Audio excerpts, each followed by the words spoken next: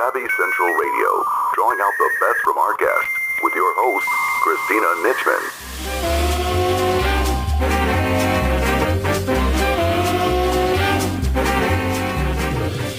This is your host, Christina Nitchman. Each week, Savvy runs weekly broadcasts providing entrepreneurs and successful individuals a platform to express their dreams, hopes, lessons learned, expertise, and wisdom with the world. Today we start our show with Diane Brandon, Integrative Intuitive Counseling and Coaching on the Power of Dreams. Some of the topics Diane and I discuss: can really bizarre dreams really mean something? And why are dreams so bizarre? Are all dreams significant and meaningful? Find out more about Diane at dianebrandon.com. On the second half of our hour together, we have Mike Shelah, your LinkedIn go-to guy. He shares the best tips and strategy for using LinkedIn to grow your business. Find out more about Mike at mikeshehan.com. Hi, Diane. Welcome to Savvy Central Radio. How are you?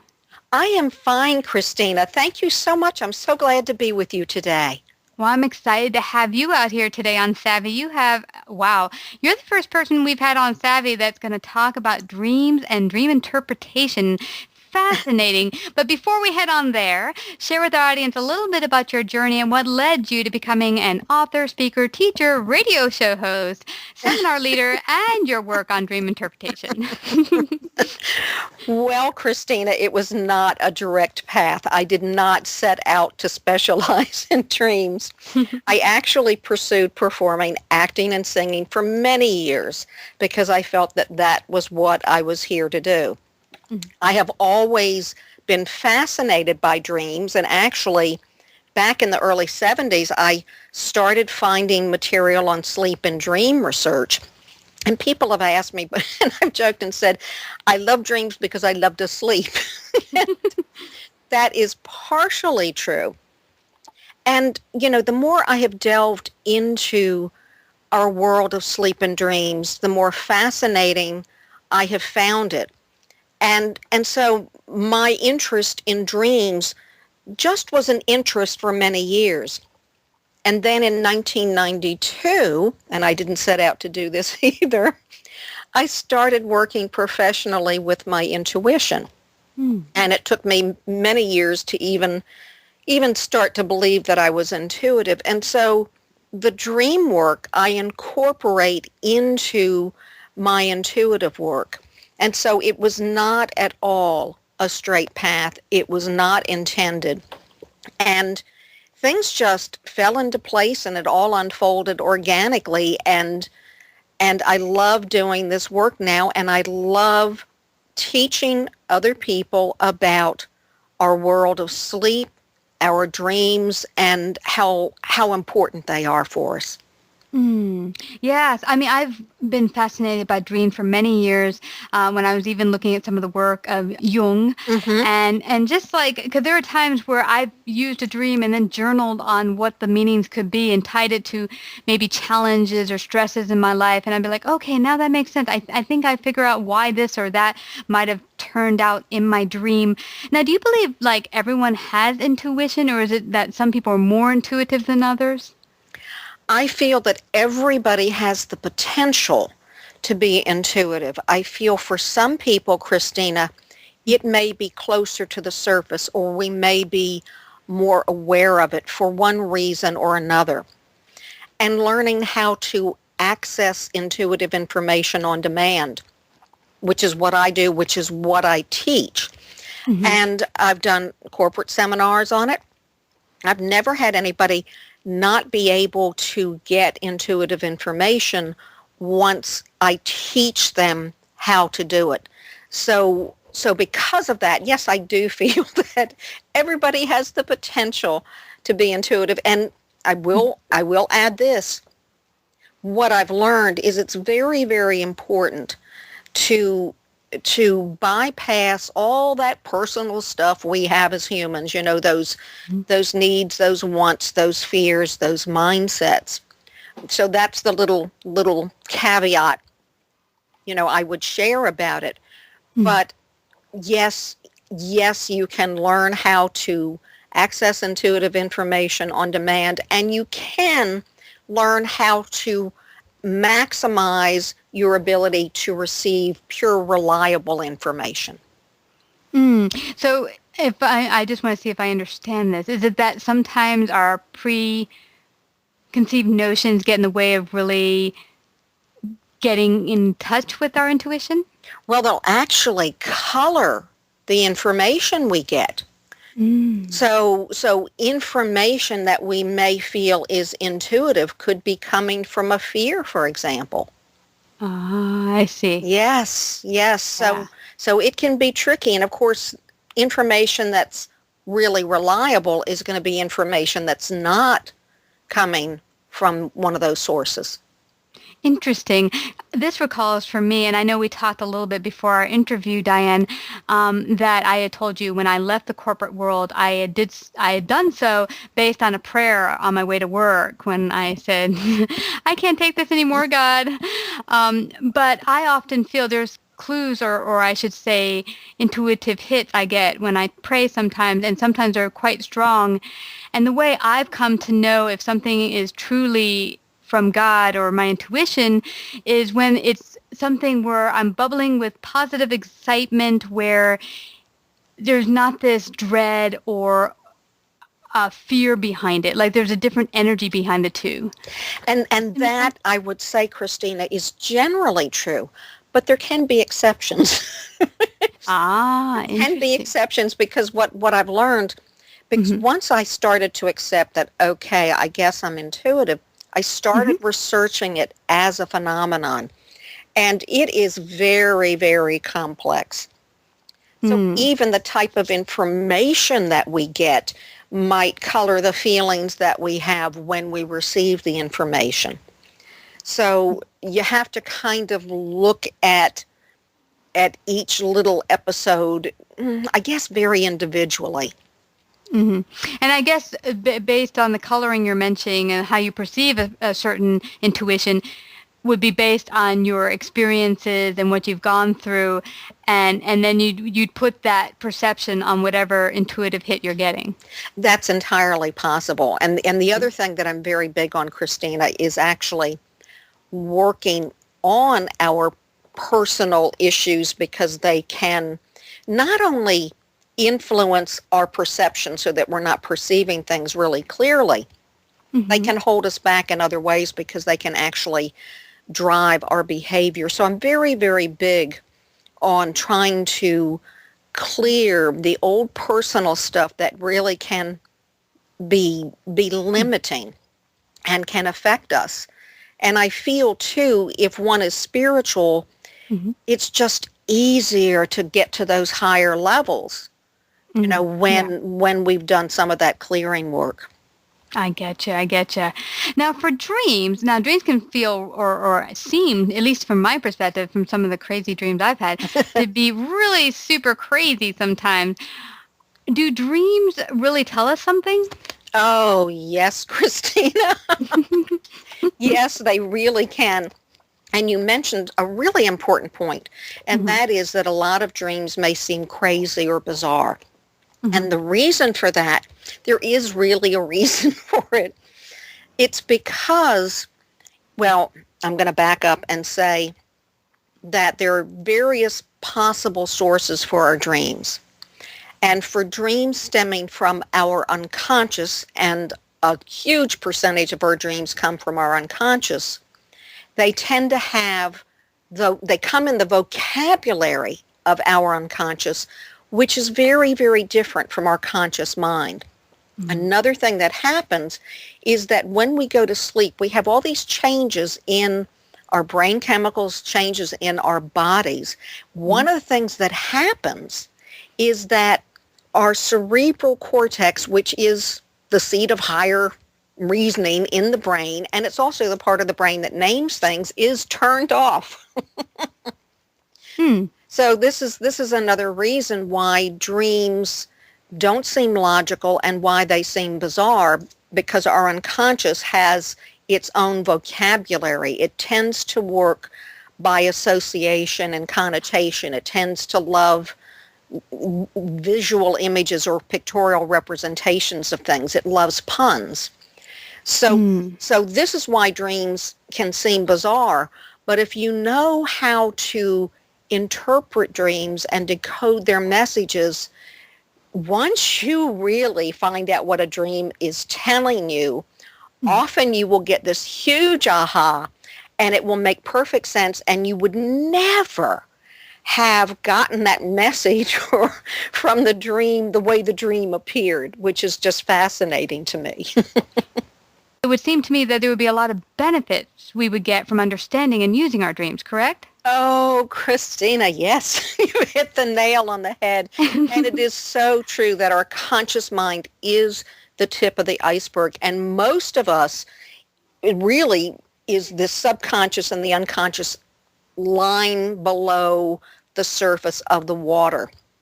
And yes, we can get so many benefits. Number one, from doing that deep diving within ourselves and starting to explore all of that stuff lying in our deeper levels. I actually wrote an article so many years back called Befriending Our Other Self, which was about learning about our unconscious.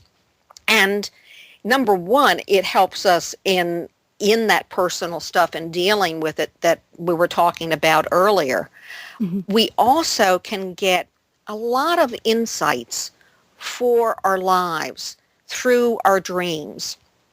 We can get spiritual guidance. We can be facilitated spiritually. We can do problem solving in our dreams. There are so many artists who've gotten creative inspiration in their dreams. I mean, Mary Bysshe Shelley got the idea from Frankenstein in a dream. Scientific inventions or ideas have come through dreams. The structure of the benzene molecule, for example, came in a dream. We can get information on health conditions that we didn't know that we had through dreams. And actually, we can learn to work with that problem-solving, creative aspect of our sleep and dreams by learning how to incubate dreams so that when we go to bed before we go to sleep, we think of something we're working on that we're really trying to figure out. And often, I mean, I'm sure you've had the experience, you go to bed, you got something on your mind, you wake up in the morning and you know the answer. And that's because I have my own theory of the unconscious. I call it our inner administrative assistant because I feel like our unconscious is this wonderful inner ally that is always trying to bring us to balance and help us with things. So this is why you can incubate dreams and wake up in the morning. You either know the answer or you remember a dream that you had that gave you information or the answer. So there are many, many ways in which dreams can benefit us. Oh, I love dreams. Well, it seems to me sometimes our subconscious is way more aware of what's really going on in our lives and in the world than we really are consciously when we're awake. I could not agree with you more, Christina. Our unconscious knows us better than we know ourselves. There's actually a wonderful book on the unconscious written by a psychologist, and the title, I love the title, it's entitled Strangers to Ourselves. Ooh, I like that. And that really captures it. So yes, you know, I think a lot of people have had all these fears about the unconscious, that it's all that stuff down there and it's got to be nasty and want to avoid it. And yeah, there's some stuff down there that has to do with fears, but no, I really feel that our unconscious is not only knows us better than we know ourselves, but it's trying to benefit us. It's trying to bring us to balance. And when you work with people on this, I mean, do you work one-on-one or do you help them understand what their subconscious is trying to say? How would you help someone to try to understand their own goings-on inside? Well, I do in my intuitive counseling work, I do one-on-one sessions with people. And some of that work is wrapped into a session depending upon the person and where they are at the time and what they're dealing with. I also teach classes. I've taught workshops. I'm starting to do some online teaching. I have a mentoring group. So yes, all of this is wrapped into my work because I really feel that it's very, very important work, because we can actually be split. And I know you've seen this, Christina. We can be projecting a certain type of persona or have a certain sense of ourselves, an identity or a definition of ourselves, and yet there can be other stuff going on that is counter to either who we think we are or what we want to project to the world.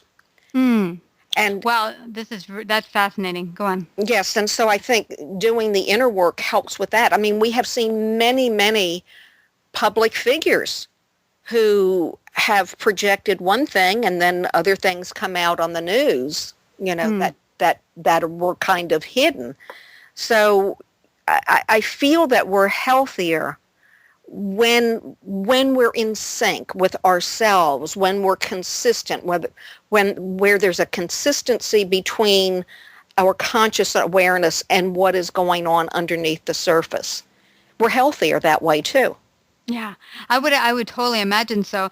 This recalls for me many years ago, a group of us went out to a spiritual retreat and I had no idea what the heck I was signing up for because I would have run for the hills if I knew what we were going to do. But we did a lot of psychoanalytical work, one of which was we were all gathered in a circle. One person would sit in the middle of the room, and every person would say the first thing that would come into their mind, positive or negative, about the person you're looking at. And we didn't know each other. We did this within the first 5 minutes. Knowing each other. And some of the words that would come out when you're in the middle, you would feel really uncomfortable if they were rather negative, especially if it's something negative in which you have a thought in your mind about that particular thing. Like, let's say someone says murderer or rapist, and that's something you have a very strong reaction to. Like commonly, like you would say, oh, I hate rapists, or something like that. And then someone in the group will call that out on you, looking at you, saying that's something that they're pulling out or getting from you. And I remember someone said about me in the middle is pretentious. Oh. And I was horrified. I don't remember anything else said except for the word pretentious. And it bothered me extremely. And it made me realize that one of the things I don't like is for people to see them inauthentic or not honest or whatever. But the whole point, the psychotherapist said, was really for us to look at the fact that either all of us could be all of these things. We have a positive and a shadow, as it were, that any moment we could all be the murderer. We could all be the mother as well. I mean, we could be all good and bad, but to see that there's different aspects of ourselves that we hide that, if we became in touch with and live a more full life. Does that make sense? It makes perfect sense, Christina. And I do feel, yes, a lot has been written on the shadow side. And I feel that we are fuller and happier when we have a consistency within ourselves. We're always going to have negative emotions. And I know you've heard in the past 20 or 30 years, there's been, some people have said, oh, you've got to be happy, you've got to be happy. Some people cite the research done by Institute of Heart Math and say, oh, you have to be happy because it's better for your health. But in actuality, I feel that it's much less healthy to be repressing negative things as opposed to expressing, getting them out, and healing. And in actuality, even the research of Institute of Heart Math showed that heart rate variability was optimum for health. So we're always going to have those periods of time when we're feeling less than enchanted about things or something upsets us. And I feel that it's important just to acknowledge it and move through it. Mm-hmm. Yeah, I get you. And I think being happy all the time would be great if it's for real. If for within deep inside of you, you're truly feeling happy. But as you said, if you're walking around with this happy little smile on your face, and that's a good point to make, because in my 20s, I was fighting with myself that I wanted to be peaceful, like a peaceful warrior in the world where I bring peace and light. And so I acted really monk-like. Like I'm going to walk around with a smile and look like I'm super peaceful, like Buddha. And hey, I even had people saying, "You look so peaceful," but the thing was, it was fake. And in that inside, I felt like I was at war. But I just showed a picture on the outside. Look at me, I'm so peaceful. See, that means I'm good. But the peace was not real. Yes. Yes, I feel like it's very, very important to be authentic. And I feel that often we can tell when somebody is inauthentic. So I know exactly what you're talking about. And it always feels better, I feel, when we're genuinely feeling positive. And Yeah. yes, yes. Instead of pretending to feel positive or whatever emotion or being you're trying to put out there. Now, are all dreams significant or meaningful? Actually, Christina, no. Not all dreams are meaningful.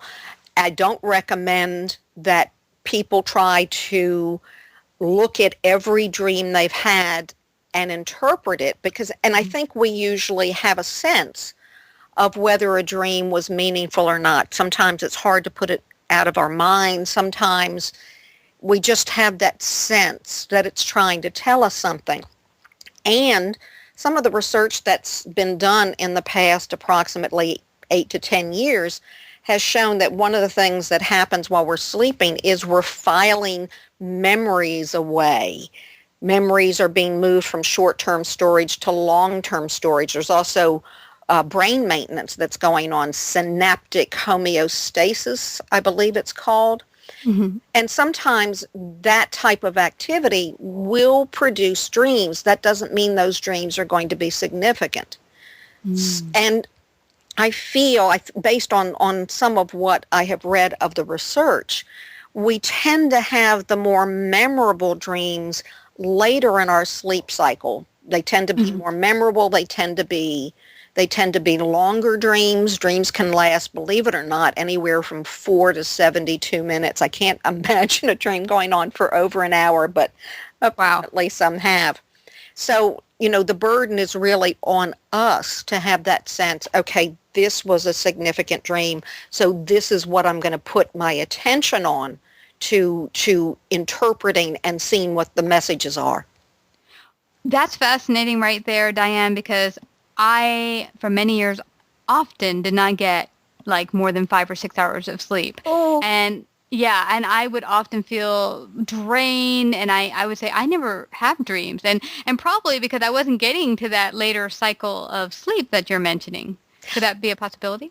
It's absolutely a possibility. And the first thing I have to say is a whole body of research has been coming out in the past 7 to 10 years on all the health impacts of inadequate sleep. And I mean, it is a long, long list: cardiovascular, obesity, diabetes, metabolic syndrome, ADHD, Alzheimer's. 2 years ago, they discovered for the first time that while we're sleeping, there is a garbage removal system going on that is clearing away the toxins in the brain. And so it's very important to get adequate sleep. And when people say to me, I don't dream or I don't remember any dreams, the first thing I ask is, are you sleep deprived? Because if we're not getting adequate sleep, we're going to spend more time, the first part of the sleep cycle, we're in those deeper levels of sleep, the restorative sleep, where a lot of the healing goes on, the cell repair, etc. We do dream in those deeper levels. We just don't tend to remember them. So it's in those later stages, and you may not be getting to those later stages. Wow, that's fascinating. I had wanted to ask you why it seems so hard sometimes to recall dreams, because I found that to be the case. And it's do you true. have any ideas on that? I certainly do. Okay. I certainly do. Of course I do. We tend to remember a dream only when our level of consciousness shifts while we're having that dream. And so, again, in those deeper levels, we're sleeping so soundly that we don't tend to remember them. Now, so that's only when we tend to remember a dream. Having said that, as soon as we open our eyes, remember when you go to sleep, you have all these changes in your body and brain chemicals, and when you're waking up on the other side, you've got those things are changing back to normal. As soon as we open our eyes, we are coming back to conscious awareness. Dreams are ephemeral. We open our eyes and we're bombarded by stimuli. We start paying attention to what's in the room, any sounds we're hearing, the temperature, and any traces of a dream are lost. I think it's within 5 to 10 seconds of waking up, 50% of a dream is lost. And this is something we really can't get around. So I have some recommendations in my book for what to do to try to hold on to the memory of those dreams. But that's why you're not alone, Christina, and this is not abnormal. It is just the nature of the beast. Wow, now that's interesting because there are some really deep dreams I've had that I get up and I immediately run to a piece of paper and start writing them down. But I do get you. I have woken up with just kind of hints of visuals or remembrances of a dream, and then the day starts and a couple minutes later I'm like, what dream? And yeah, it's a little frustrating. Yes, it can be very frustrating. And one good way of doing that is to have a handheld digital recorder by your bed or a smartphone. And don't turn on the light because there's other research showing harmful effects of exposure to light at night, while you're sleeping. So just try to be minimally awake and record the dream. How about for you? Has there been any super clarifying or things you've learned really huge from analyzing and discovering your dreams? I've had some interesting experiences while I've been sleeping and dreaming. The one is that I've always sensed that I'm worked with spiritually when I'm sleeping.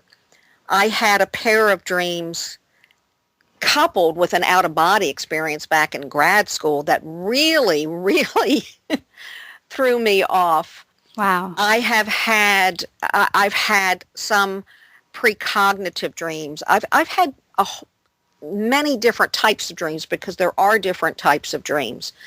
And I tend to pay attention. I actually, back in the 90s, woke up around 3:30 or 4. I'm not a morning person and was not able to get back to sleep. And in the next 2 to 3 hours, it's like all this information came into me about personal empowerment and wholeness and exercises. And in the next few weeks, I basically took that information that had come in and I created this system, for improving personal empowerment and wholeness. Oh, wow. So all sorts of things can happen while we're sleeping and dreaming. And I usually, if I sense that a dream is about personal growth, I will interpret it. And I didn't mention this, Christina, some dreams are not giving us information about personal growth topics, things we need to work on. Some dreams are actually working on it for us. Really? Yes, isn't that wonderful? That is. That's totally cool. Yes. I love that. Wow, it kind of makes me want to go to sleep more often. It's healthy for you.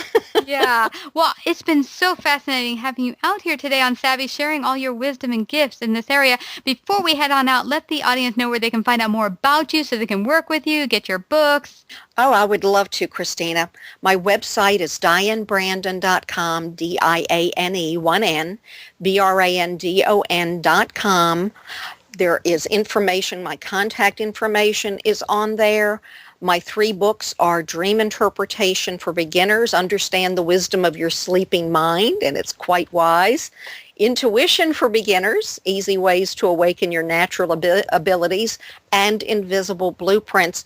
And Dream Interpretation for Beginners and Intuition for Beginners are both available in bookstores, Amazon online, different places, wherever books are sold, as they say.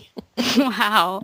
Well, I want to thank you again, Diane, for coming to Savvy Central Radio. Before we head on out, are there any last words you'd like to leave with our audience?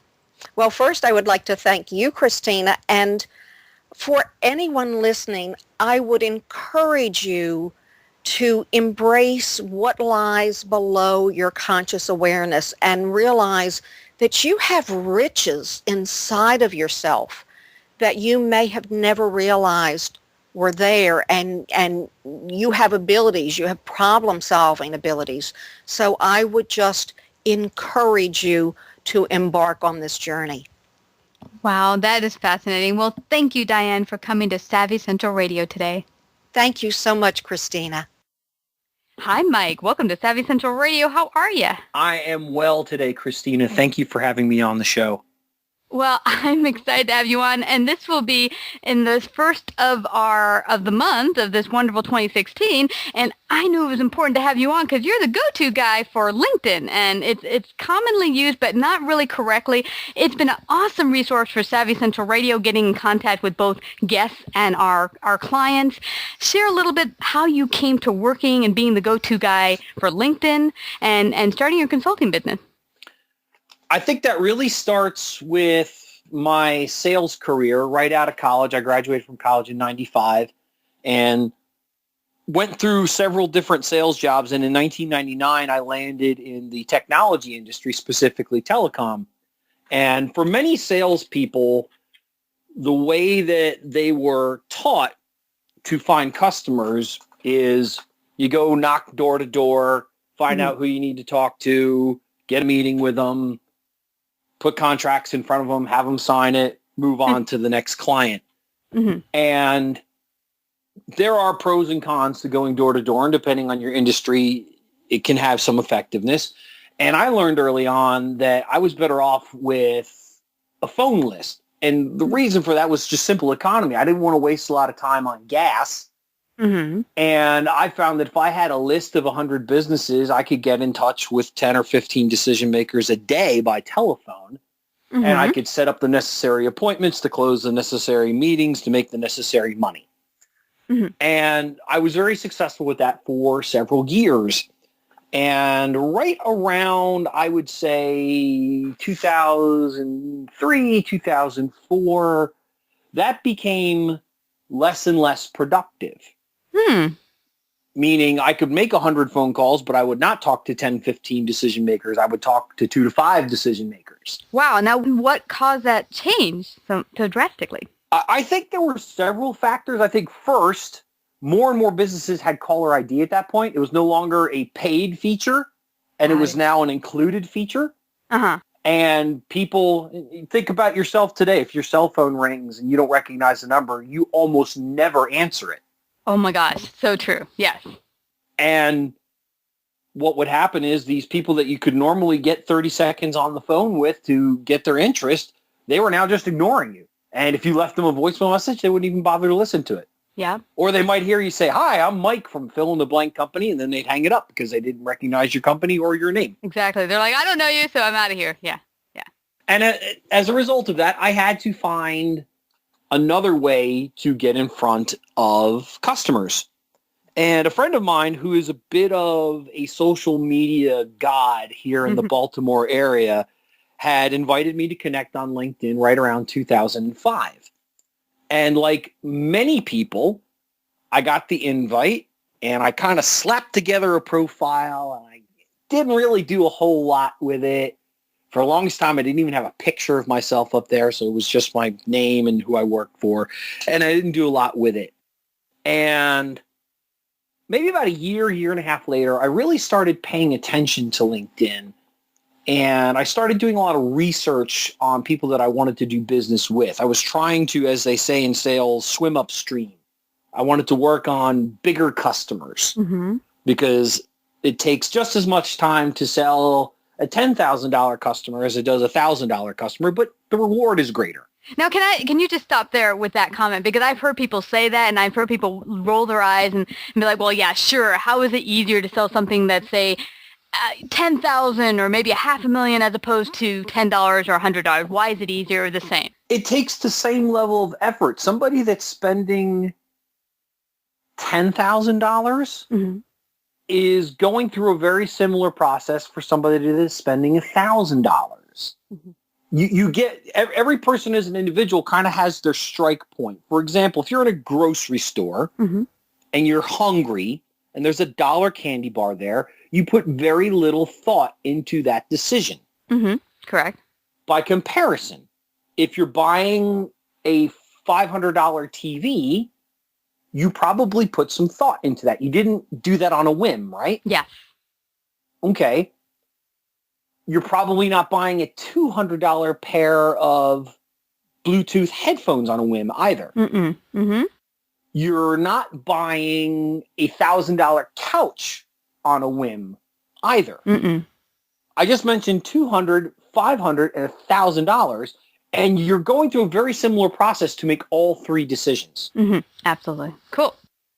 So that's really the impetus of it, that when it comes to making business decisions, unless it's a trivial one, like buying a pack of paper, you're going through a very similar process regardless of the size once you get past, that nominal point, that $50, $20, $100 point. Yeah. Yeah. And that was a good differentiation I asked you to make, because a lot of people listening in are women, they're service-based entrepreneurs, and as they continue to grow their business, they get stopped at these numbers that they see in their head, like, oh no, I've only made, say, $1,000 product, I can go to 2,000. They have this mental block, and really, so I wanted them to hear how really there's not really much of a difference for the person you're talking to in making the decisions. Very true. Yeah. Very true indeed. Great. So now you're on LinkedIn and you started to realize, hey, I've just thrown it together. When did you decide that, hey, I'm going to take this a little bit more seriously? About 5 years ago, a friend of mine was telling me that there was a big event for accountants, of all things, here in Maryland, where I live, and they were looking for a guest speaker on social media. And my friend said, I don't do free gigs, because she's an elitist, I suppose. And she said, you know anybody willing to do a presentation for free? And I said, yes, me. And I went to the event, and the event had something like 500 or 600 people there, and I was a featured breakout speaker. They had a breakout session just for me. I'd never done anything like that before. I got to talk to people for an hour. Wow. And that was where I caught the bug. And for the next couple of years, I did that presentation for a handful of different people and organizations with no real direction or drive. I just did it because I loved it. Okay. And almost this time last year, it was one of my New Year's resolutions for 2015. I said, I really should make this into a business, because there's an opportunity for me to earn a living and really help other people. And that's how Mike Shelah Consulting was born. Wow, that is, it's interesting. I love that you mentioned this story, because so many of us start with our passions where we're kind of doing them out of the pure pleasure and joy and love of it, until we realize, wait a second, people are benefiting from it and can get great value, and I can enhance their lives, and here's something of value of which I can get value, aka money and sales from. Yep. Yeah. So now where do you see the journey going? Now you started, and in particular, you're focusing on LinkedIn only, right? You're not focusing on the other social media sites. I am a LinkedIn specialist. That is correct. And really, I am a sales strategist. And what I mean by that is, and this is particularly valuable to entrepreneurs. Okay. Because what I have found with entrepreneurs is similar to what you just described. So many of them started their own business because they were really good at something very specific. And either a client approached them and said, hey, I'll pay you a $20,000 or $50,000 retainer to do that for me. And they suddenly thought, wow, I only need a handful of those and I can have my own business. And they started that, and they were very happy and they were very successful. And then those contracts started to dry up, and those projects ran their course, and they came to that inevitable moment that entrepreneurs come to where they say, okay, well, what's next? And so many entrepreneurs have that one thing they're good at. On the opposite end is selling. The overwhelming majority of people on this planet, if you ask them what they think about selling, they'll tell you, oh, I hate it. I'm not a salesperson. I never want to be a salesperson. Funny story, when I was senior in college, I was working for a paper supply company here in Maryland, and my mom was pressuring me about what I was going to do when I got out of college and get a real job, quote unquote. And she said, well, why don't you go to the paper company and ask them for a full-time job? And I said, doing what? She said, well, you could be a salesman. And I said, Mom, I did not go to college for 5 years. Yes, I said 5 years to become a salesperson. And here I am, 21 years later. I've been a sales professional now, almost that entire 21 years since. And that's the frame people take, because there are a lot of salespeople out there that give sales a bad name. When sales is done right, sales is identifying a need that you can fill with a solution that gives money to you and gives value to the client. That is a sale in its simplest form. And when you approach selling that way, instead of a lot of the negative stereotypes, if you talk to any salesperson, they'll tell you they've seen the movie Glengarry Glen Ross. Mm-hmm. And Alec Baldwin has a fantastic speech in there about selling and what it takes to sell and so forth. And here's the problem with that. So much of what he says is what a lot of sales leaders believe is the key to sales success. That cutthroat, do anything to get the sale mentality is what it takes to be successful in sales. And it's not. There are plenty of people that are incredibly successful without doing that. Look at Kevin Plank, the founder of Under Armour. Baltimore hero. By definition, Kevin is one of the most successful salespeople on the planet. How many people do you think look at Kevin Plank as a salesperson? But he started the business out of his mom's basement after graduating from the University of Maryland, and he had built a relationship, I believe, with someone at the Miami Dolphins. I think they were the first ones that gave him a crack at his water wicking clothing. And then it transcended from there. A sale happened there. And that's how he built a multi-billion-dollar industry. Not because he was a salesperson, but he identified a need, and he created a product that filled that need. And then once it caught on, then it became more about marketing and business development as opposed to selling. Yeah. Yeah, and what's interesting, Mike, is that I think most listeners who don't have the business or their own business, or has maybe just started their own business and has maybe a negative view on sales, if they think about the general component of sales, which is influence, we do it every day. I mean, as a baby cries in his crib for his bottle, he's trying, he's not trying, he's influencing the parent to get out of their butt, go get me a bottle because I'm hungry. Yes. And I even saw it very early on in my 20s. There was this woman who had just gotten married, and we were friends at work. She was on the phone whining to her husband, and she was asking him for something, and he would always give in when she did the whiny voice thing. And she told me later on that it was her technique for getting whatever she wanted with her husband. So I'm like, well, that is a form of influence, a.k.a. selling to her husband, a.k.a. there's no cash involved, but she is getting something. But that's the part of sales that people, as you mentioned, don't like, because it's that sleazy, manipulative ickiness, which doesn't have to be part of the transaction. And I dare say that woman's probably not married to that man anymore. I would think not. I think he's had a bit enough of that, probably. Yeah. But so what have you seen from working with your clients that they kind of have wrong about LinkedIn and maybe not using it to the best of its ability? I think the biggest thing is they don't realize the depth of what LinkedIn can do for them. And I'll give you a great example. I have a friend of mine who is one of the many people that got into the energy business. You throw a stone, you can reach 20 people nowadays that have started their own energy reselling now that energy has been deregulated in the United States. Yeah. And this friend of mine is actually doing fairly well. In fact, well enough that he wanted to hire a couple of entry-level salespeople, people that would get a salary. They'd also get commissions on top. And he had said to me, Mike, can your LinkedIn training help me find those people? And I said, absolutely. And he told me that he wanted to hire a couple people to handle his territory in Delaware.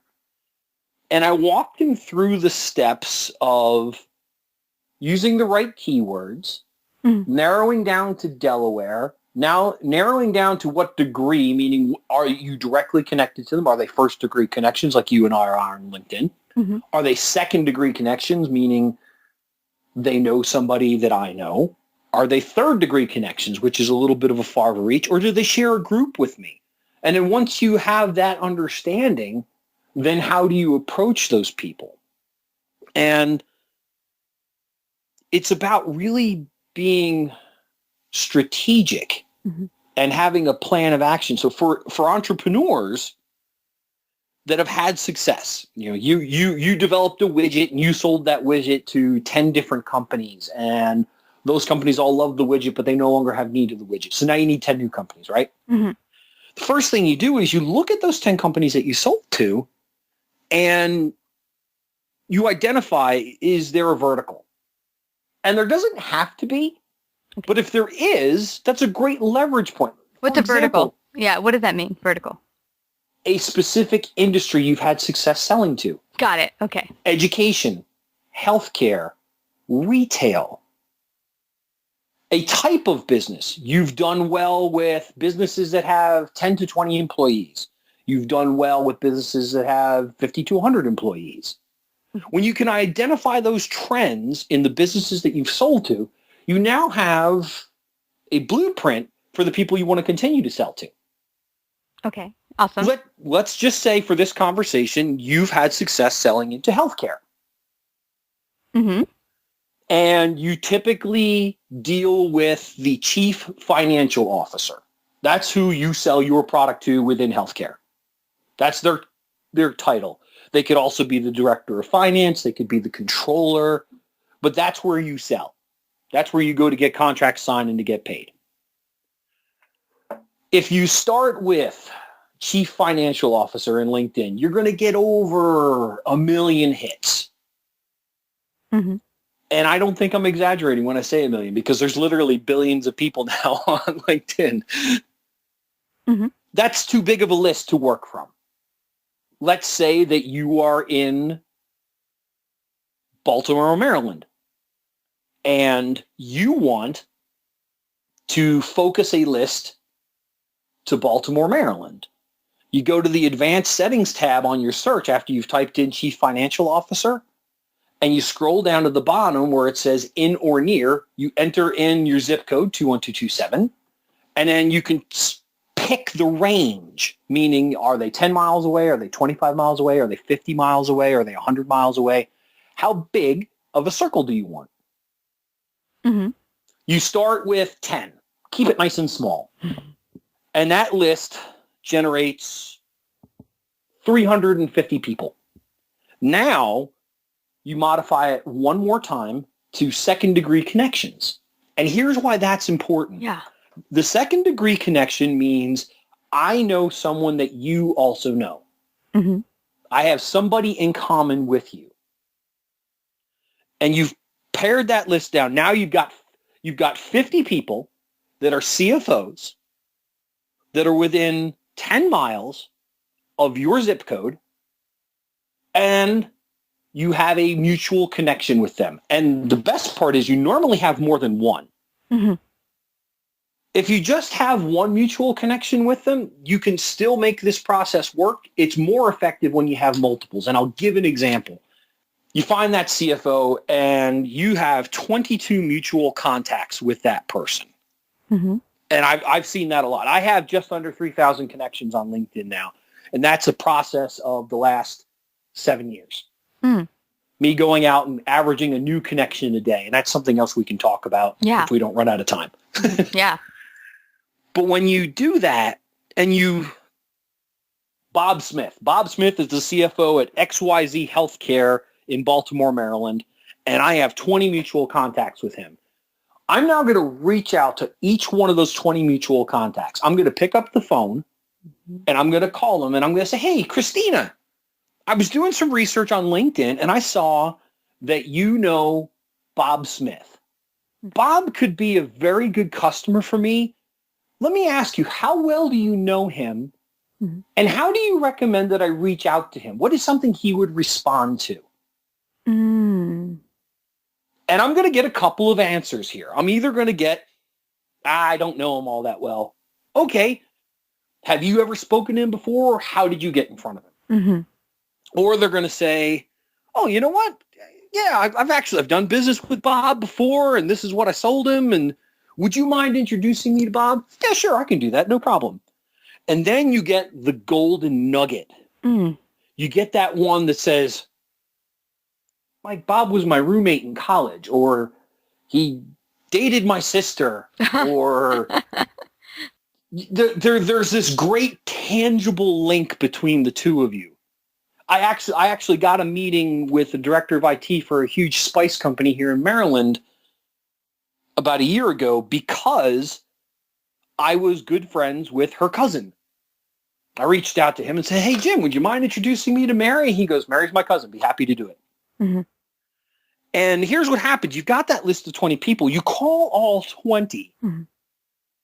Maybe only 4 or 5 of them know that person well enough that they're willing to introduce you. But now you have 4 or 5 people that have said, yeah, sure, I'll introduce you. And Bob's getting all these messages about you now.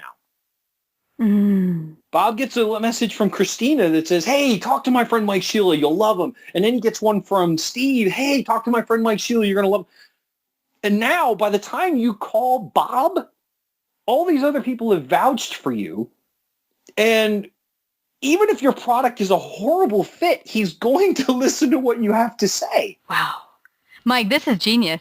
I've done just what you were mentioning, but would reach out directly to the person I want to talk to, find them on LinkedIn and said, okay, you're my guy. Let me find you. And I pick up the phone and call them directly. But they didn't know me for Adam. And sometimes keeping on the phone with a hit and miss. They'd be like, okay, I don't know you. I'm going to hang up now. Yep. But your option's genius because you're getting them, people they know to say, okay, yeah, I know this person. I'm going to vouch for them. I had a conversation. It was great. I'd give them a try. That's genius. Awesome. Yep. Now, what you just described is not desirable, but you can do it that way.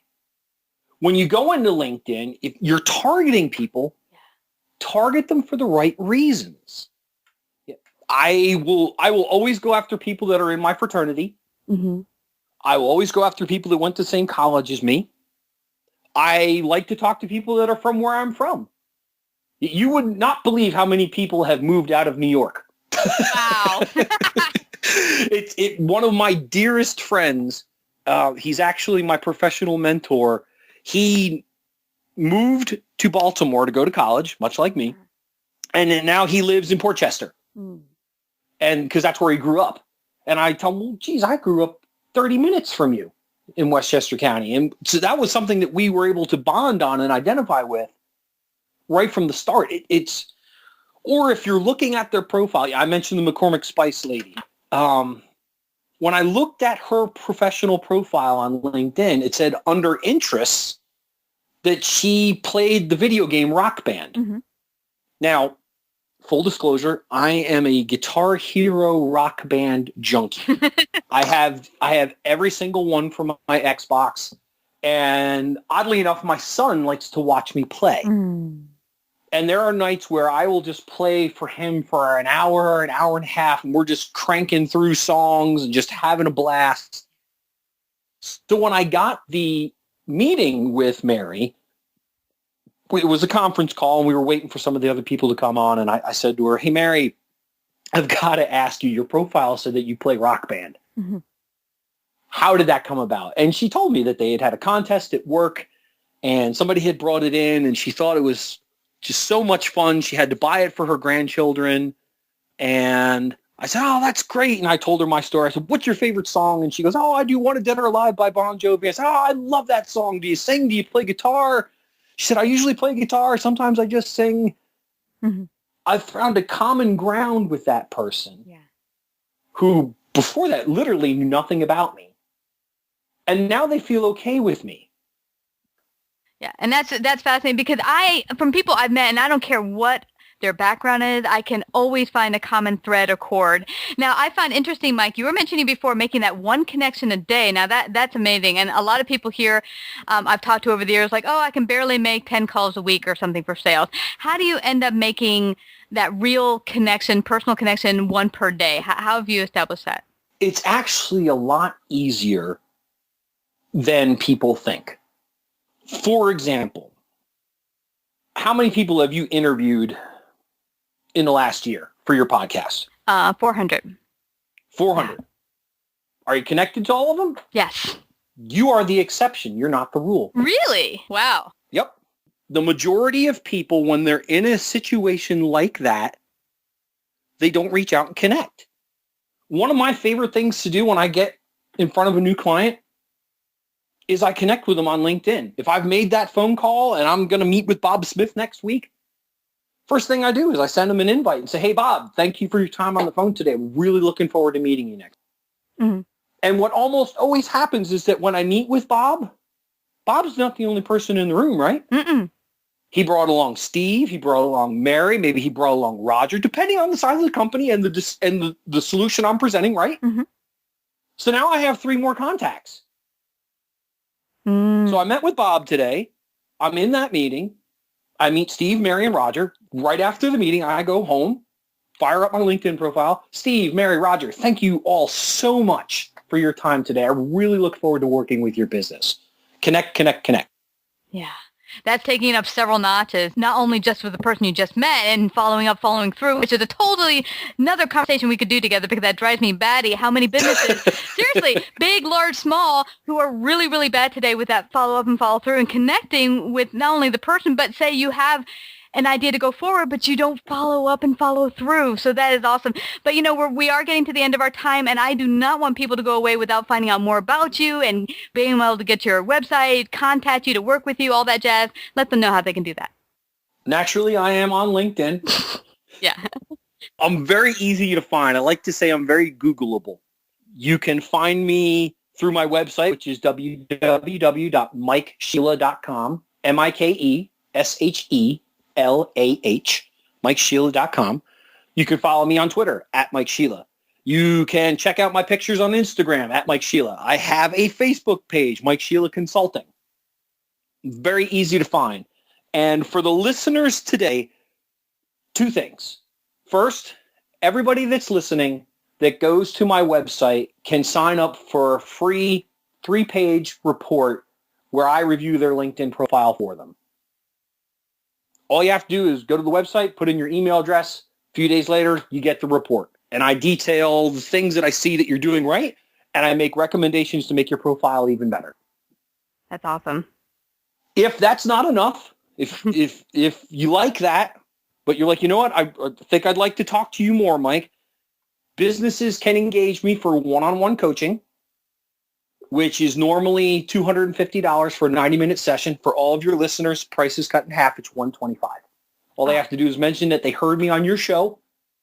They get that 90-minute session where I will walk through any objectives. I can literally walk through their 3-page report with them if they prefer. I can talk about sales objectives. I can talk about specific targets. I can help them develop their summary section, whatever they think is most appropriate.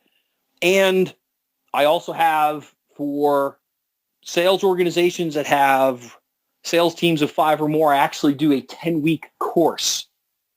And technically it's 12 weeks because the first week and the last week are management snapshots, meaning the first week I do an overview of the team.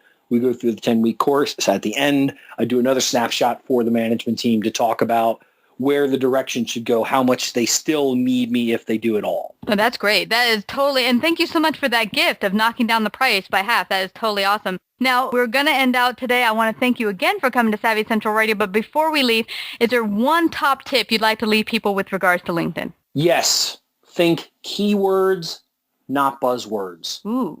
Awesome. Thank you so much, Mike, for coming to Savvy Central Radio today and sharing your gifts and talents.